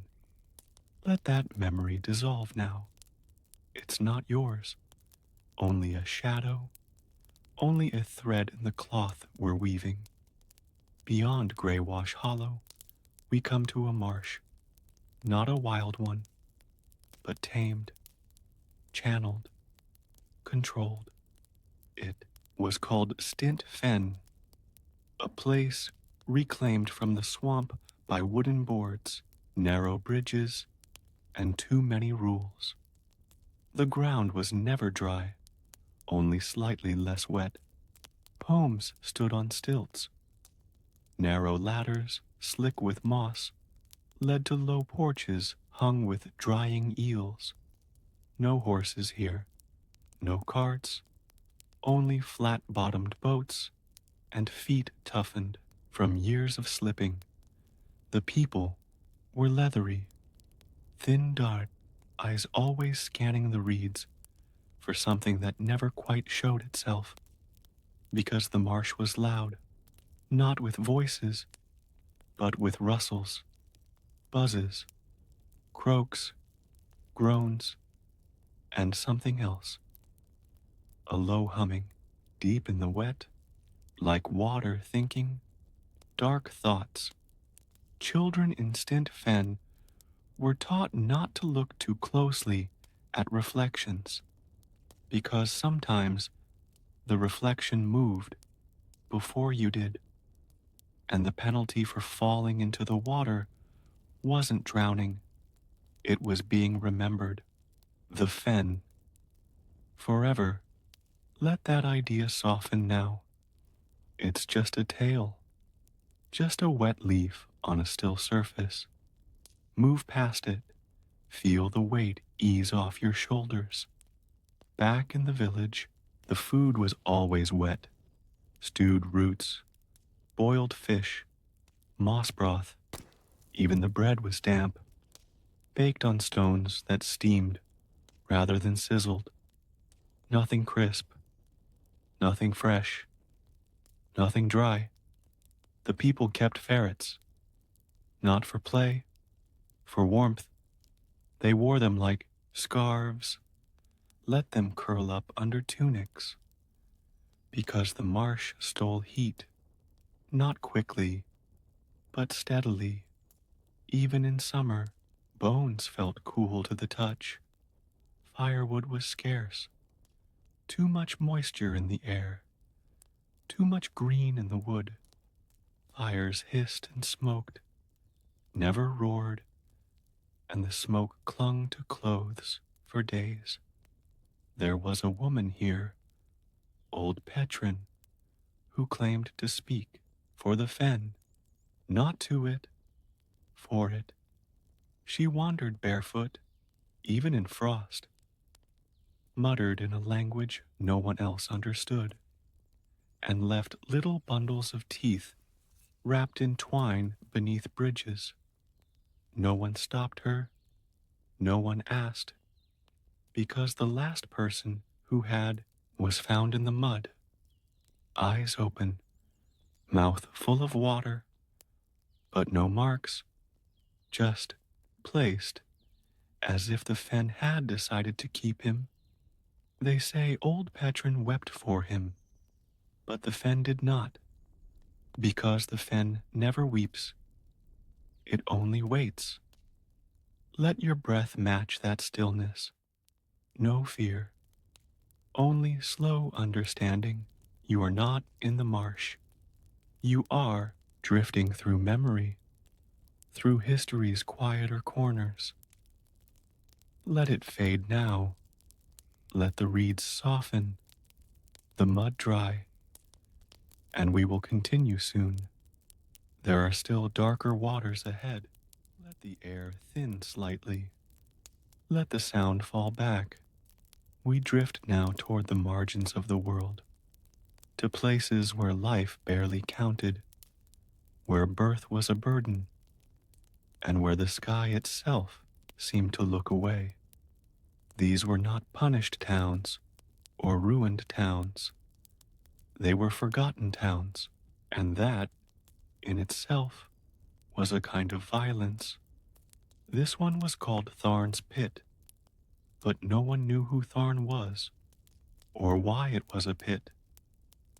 There was no crater, no quarry, no mine, just a cluster of shacks pressed against the black cliffs like barnacles against a hull where the wind never stopped scratching and the sun barely reached the ground.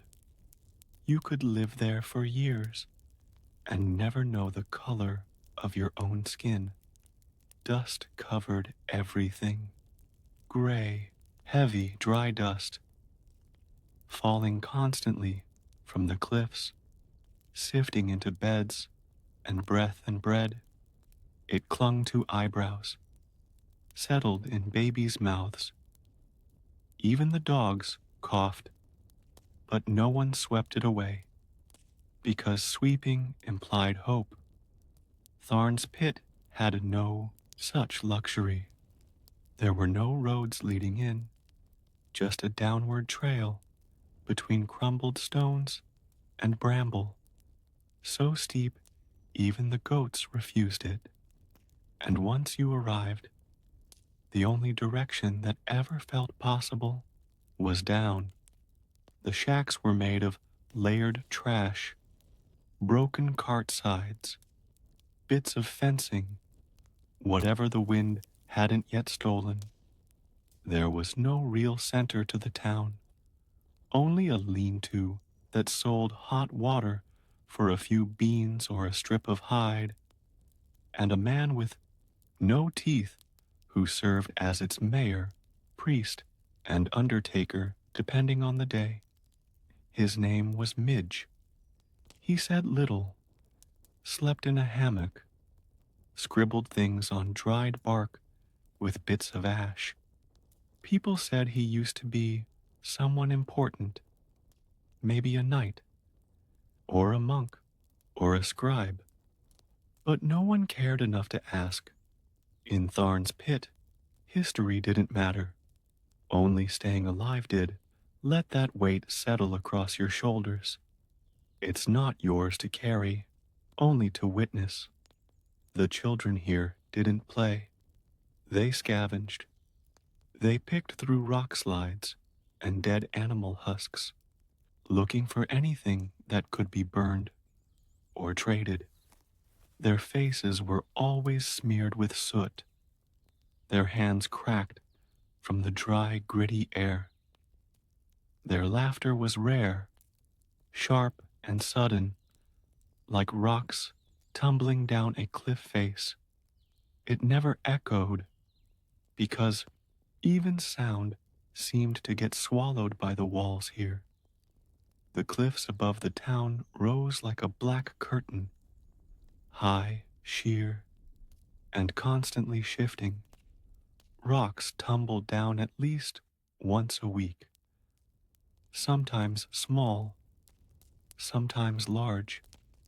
The people didn't run. When they heard them fall, they simply looked up and waited. The bodies were buried under the dust, sometimes found months later, completely mummified by the dry air, still clutching whatever they'd been holding when the mountain took them. There was no mourning, only moving on, because in Tharn's pit, death wasn't an event. It was a rhythm. The dustiest hut in town belonged to an old woman called Teller Dree. She didn't sell anything, didn't trade, didn't even leave her house. But once in a while, a child would be sent in with a bowl of broth or a strip of hide, and they'd return with a story, always whispered, always odd. Stories about birds that drank dreams, about ropes made of teeth, about a place beyond the cliffs where it always rained, and the water tasted of honey.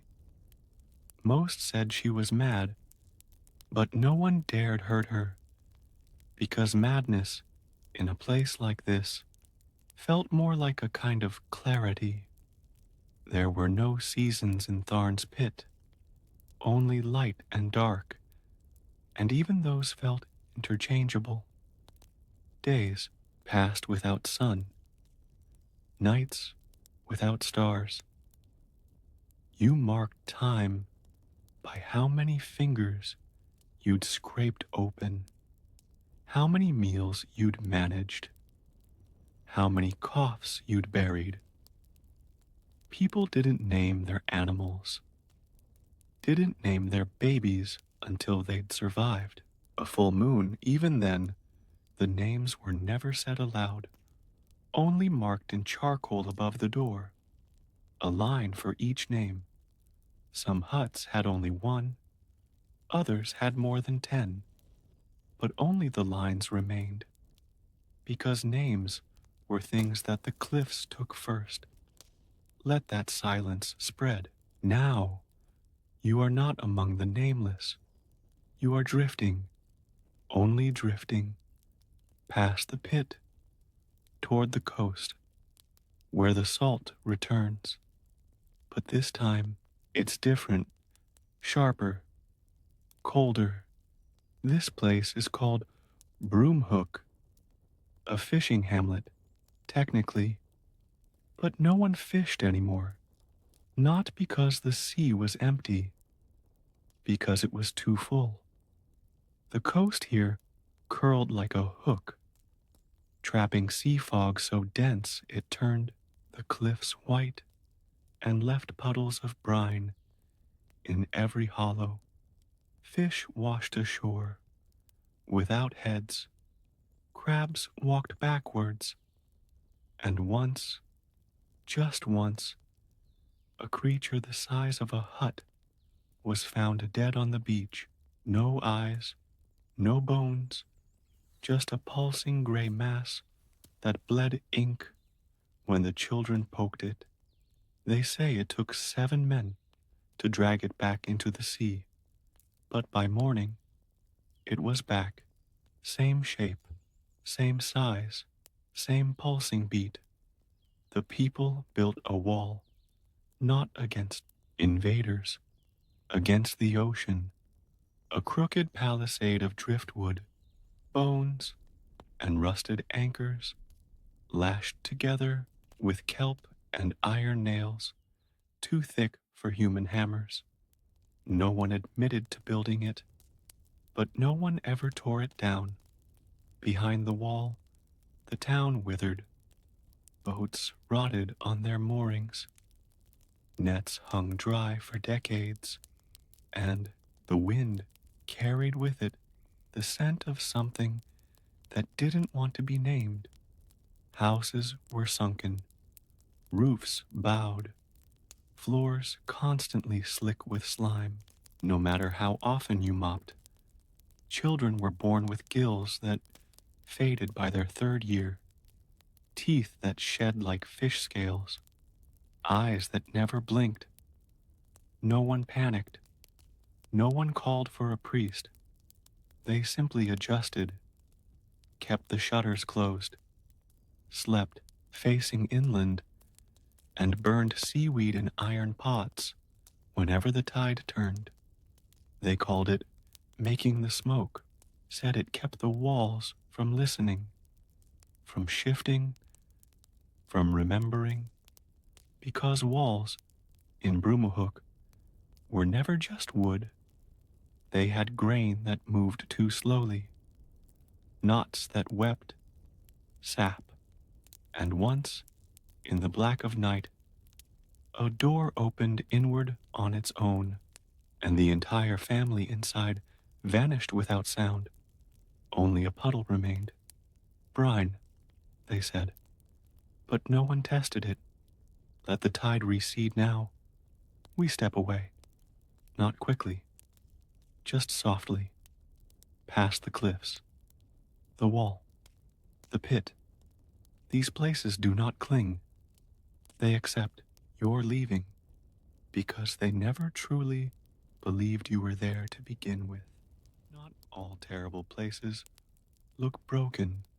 Some are orderly, quiet, functional, but the cruelty lives beneath the surface, in the purpose, in the roles assigned, in the way people are shaped, not by nature or chance, but by decree. We drift now toward such a place.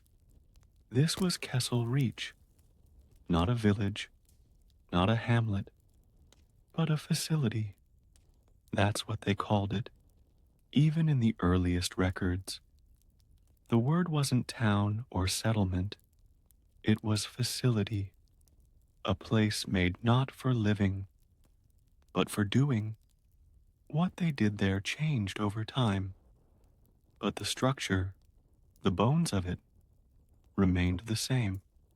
Low walls, long halls, dormitories built in parallel rows, each with a single iron bell above the door. No names on those doors, only numbers. In Kessel Reach, people were not known for who they were. They were known for what they were used for. Workers, testers, watchers, reporters, even children had roles.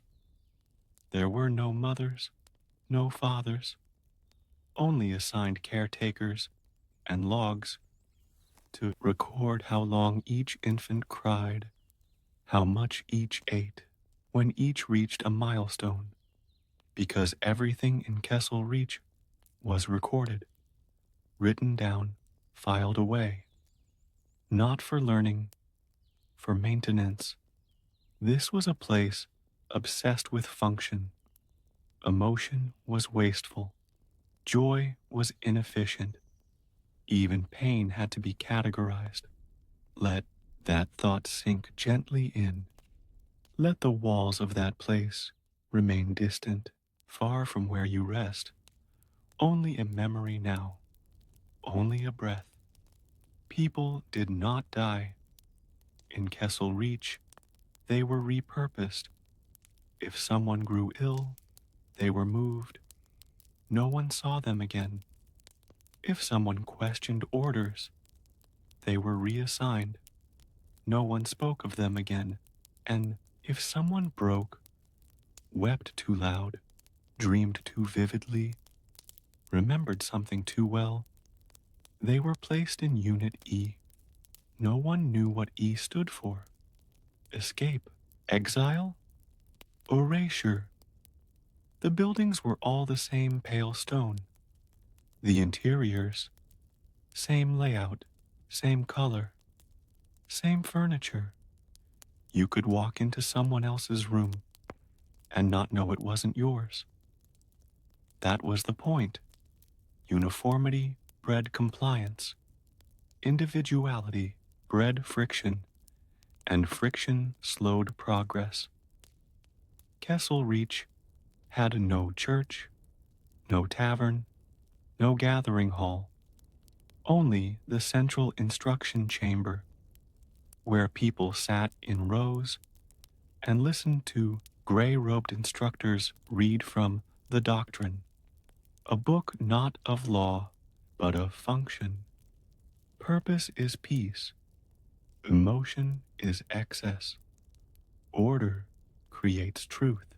These were the lines read aloud, chanted even, every seventh day.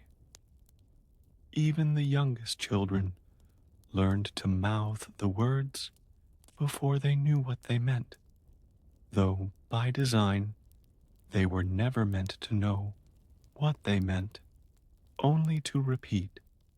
Let that repetition fade now.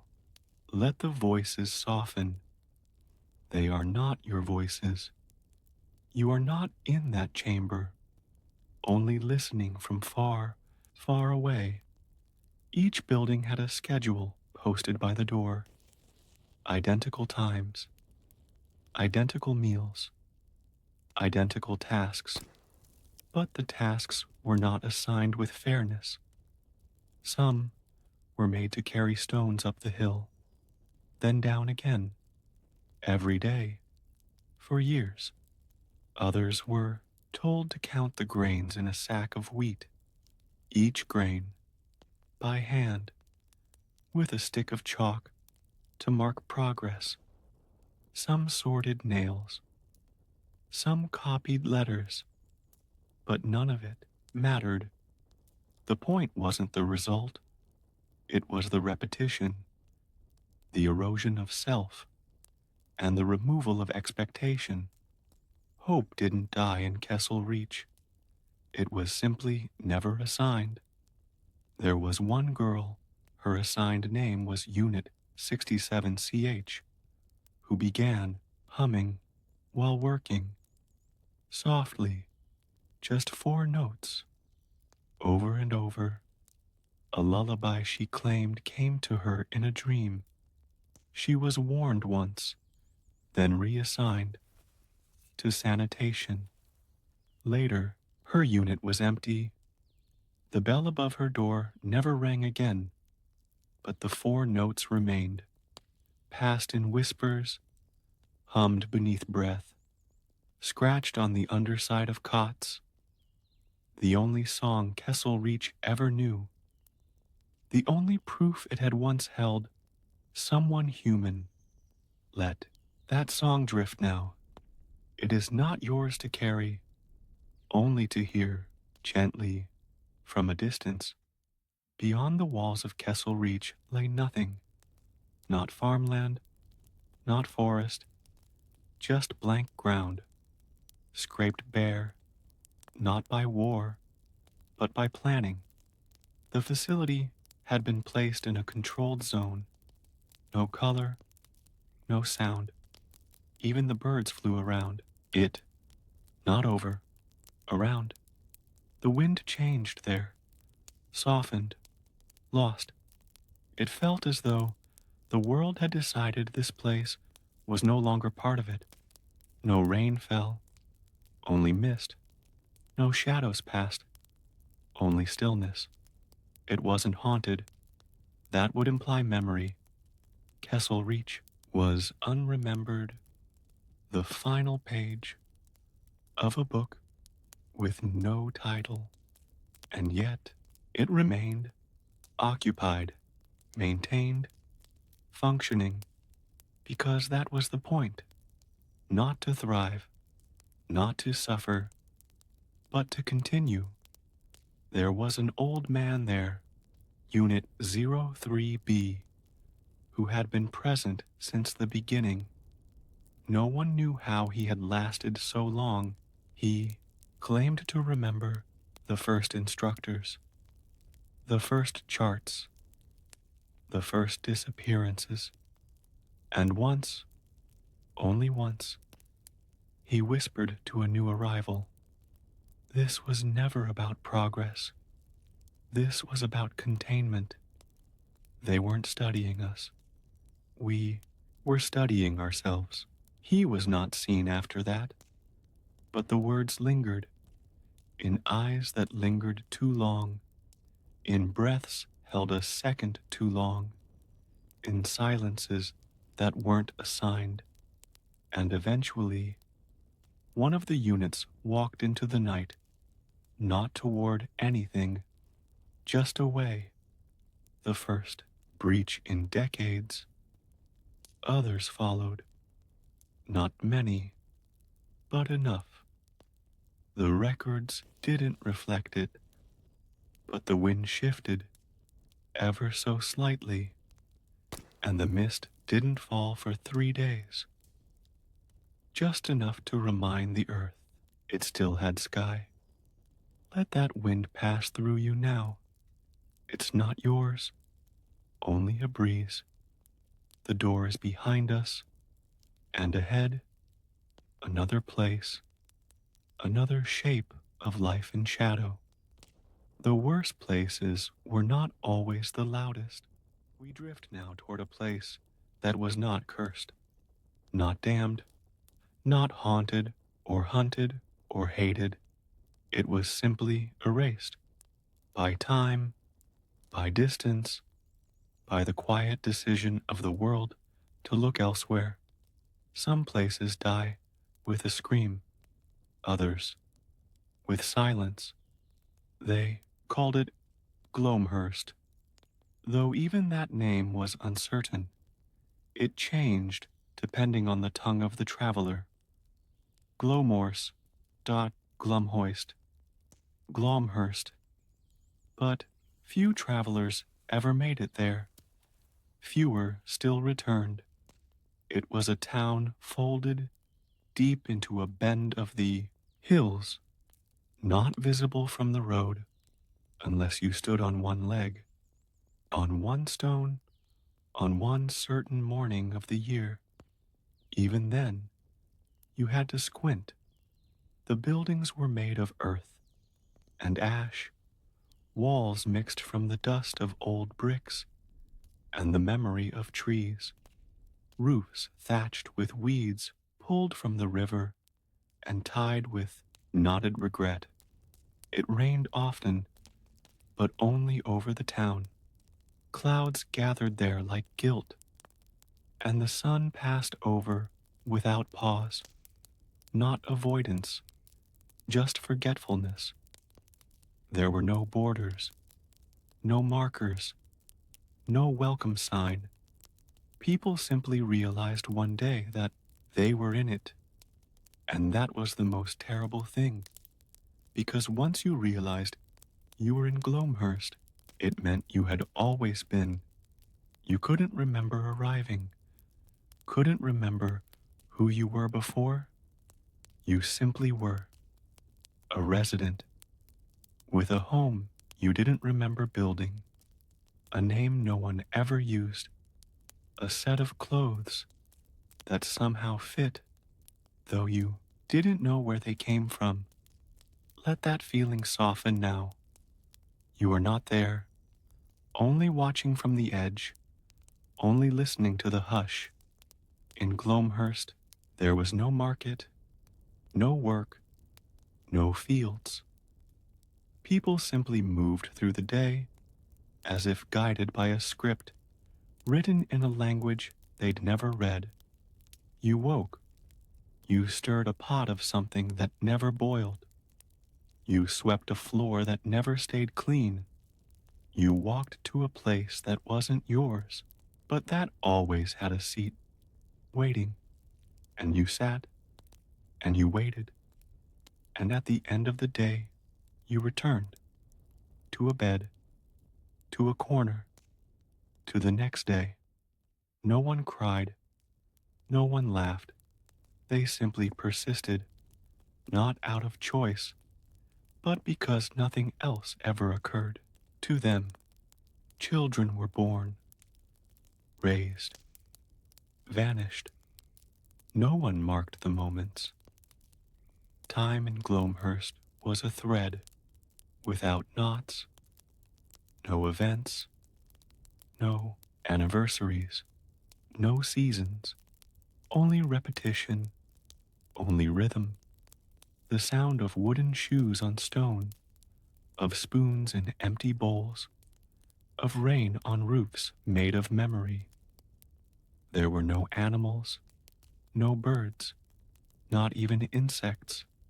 Even decay refused to settle here. Everything was already forgotten, even while it lived.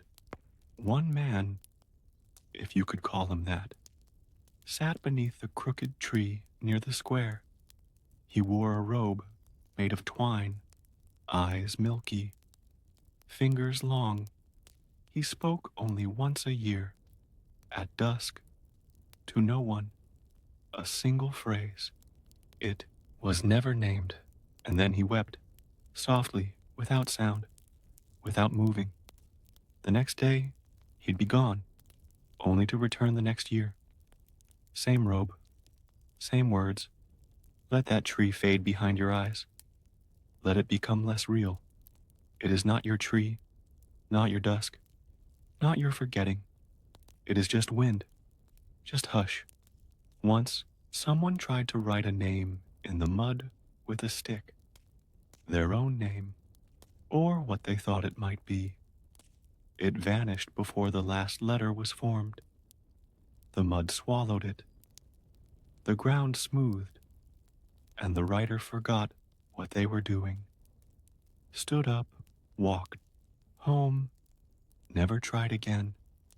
There were no mirrors, no reflections, no ponds, no glass. Faces existed only in peripheral, caught in shadow, glimpsed in passing. Even the well showed only a blackness so complete it felt like falling to look too long. People didn't die in Glomehurst, they just became still. One day, you'd pass a figure on the path. Then the next day, they'd be on a bench. Then a week later, they'd be on a bed. Then a month later, they'd be smoke. Not burned, just smoke. Thin gray rising from the doorframe. No heat, no scent, only a wisp. And no one asked, because no one knew what asking was. They remembered the shapes of questions, but not the use. And the language. The language had softened. Words lost their edges. Meanings blurred. Eventually, they spoke only in syllables, then in murmurs, then in breath, then not at all. But it didn't feel wrong. It felt like unburdening, like laying down something you didn't know you'd been carrying. There was no finality, just slow release, like mist rising, like a page turning itself. There were dreams, but they were not yours. They belonged to the town. You'd sleep and see faces you didn't know but loved, places you'd never been but missed, hunger that never hurt, thirst that never cracked, just longing, soft and round and endless. You'd wake and forget until the next sleep, and the next, and the next. Let that dream pass over you now. It does not belong to you, only a borrowed sigh, only the hush of distant breath. One child, barely more than 5, once walked past the edge of Glomhurst, kept walking, eyes blank, feet steady. The sky grew clearer, the grass turned sharp, and a bird landed nearby, the first in living memory. The child looked at it, tilted their head, and said a word, real word, clear, ringing, name. The bird flew away, and the child turned back, vanished into the mist. But that evening, every home in Glomhurst smelled faintly of cinnamon, and a shadow on the wall curled into a smile. Nothing else changed, but the word lingered just at the edge of thought. Let it linger there now, not in reach, not quite, just enough, just the shape of a word on the tongue of a dream. And now we leave, not because it is finished, but because nothing ever is. Some places didn't just suffer the cruelty of the world, they became its reflection, mirrors held up not to vanity or glory, but to the cold face of endurance. These were not the loudest or the most violent places. They were the places where life continued, not because it was cherished, but because there was nothing else. The last place was called Stillmere, not for a lake, not for any body of water.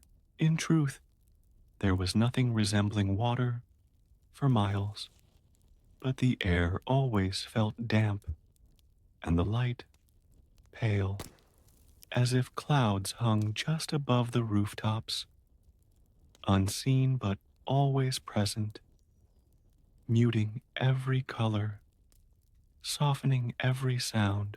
There were streets, yes, but they didn't lead. They wandered. One looped back to itself in a perfect circle. Another ended at a wall with no door, just a painted arch, and the word before written faintly beneath. Another climbed a hill, only to disappear into grass, as though the earth had grown tired of holding its shape. The buildings were tall, thin, and fragile looking. Like dried reeds bound together with string, they leaned into one another, roofs touching, windows blinking. Each one had a single candle in the window, always lit, always flickering even without wind. Some said it was the town's only warmth. Others said it was the town's only warning. There were people, yes, but like the streets, they didn't lead. They moved through the day in gentle, repetitive arcs, from bed to bench, from field to hearth, from silence to silence. Stillmere wasn't cruel. It was apathetic. It made no effort to harm, but it made no effort to care. And that was somehow worse. The children didn't cry when they scraped their knees. They simply looked down, noted the blood, and continued. Old people didn't speak of the past. They stared at the horizon and blinked slowly, as though time itself were too heavy to recall. Couples sat side by side in perfect stillness for hours, not holding hands, not speaking, just existing, like statues that had forgotten their meaning. Let that stillness settle around you. Let it wrap gently, like fog. You are not in Stillmere. You are only drifting through the idea of it. The town center had a fountain that never flowed, a stone basin filled with dust. Children used to toss pebbles in it and pretend they made wishes. But the pebbles never echoed. They sank without sound. Some claimed the fountain had worked once, long ago, but had dried up when the last hopeful voice left the town. No one remembered who that had been, only that their house was now sealed, boarded, not with nails, but with wax, soft and pliable, melted smooth across the cracks. No one dared open it, not because they feared what was inside, but because they feared what wasn't. There was a library in Stilmere, a single building, round and low, with no sign, no shelves, just piles of books stacked like cairns, and no titles on the spines, just faint symbols, circles and lines, and half-formed shapes that no one claimed to understand, but everyone claimed to recognize. Reading wasn't discouraged, but it wasn't encouraged either. It was something done quietly, without purpose, the way one might turn a stone over in a field, not expecting anything, just checking. Some pages were blank, others were written in dozens of hands, notes scribbled in margins, entire conversations passed between unseen readers across decades. No story ever ended. They simply stopped, mid-sentence, mid-word, as if language, like the town itself, had grown too tired to continue. Let those words drift now. Let the books close themselves. You're not reading. You're resting. Let the story begin to unwrite. There was no church in Stilmere, no shrine, no altar, only a low stone wall in a clearing where people sometimes stood for no reason. They didn't pray. They didn't sing.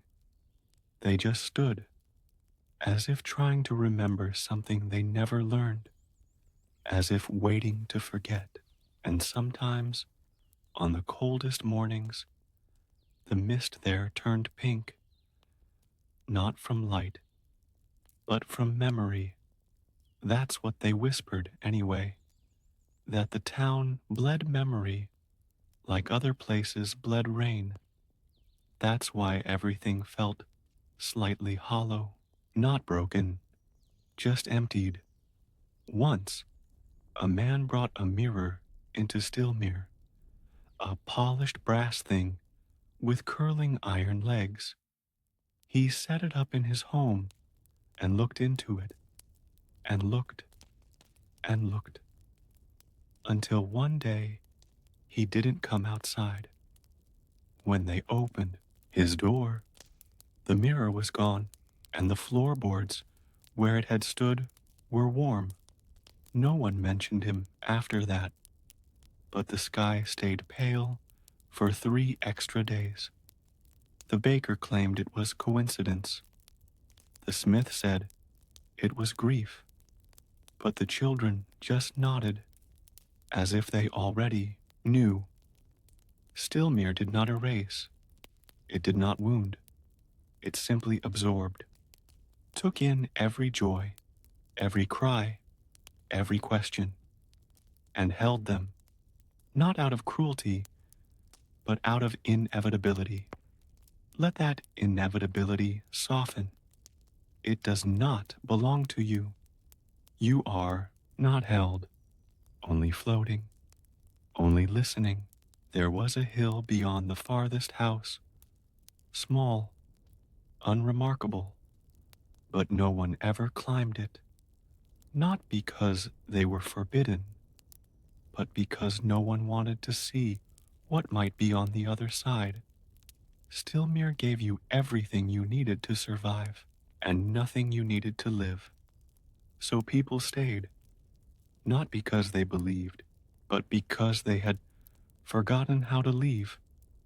And when one did leave, The town sighed. That was the only word for it. A great breath.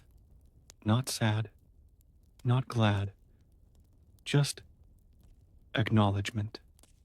As though the place had blinked, not in surprise, but in permission. Let this part now drift, like that breath. Let the town fall behind. Let its windows dim. Let the candles go out, one by one, without sorrow, without flame, until all that remains is quiet, and the shape of something that once was, still mere does not call you back. It never called you in the first place. And that is how we end. Not with grief, not with drama, not with answers, but with the knowledge that some places in history were not meant to be survived, only seen, only felt, only remembered by forgetting. And so we drift, further now, into the long night, where history sleeps, and your breath becomes the only story that matters. Let the silence hold you. Let the story never quite end. Let it dissolve into stillness. Good night.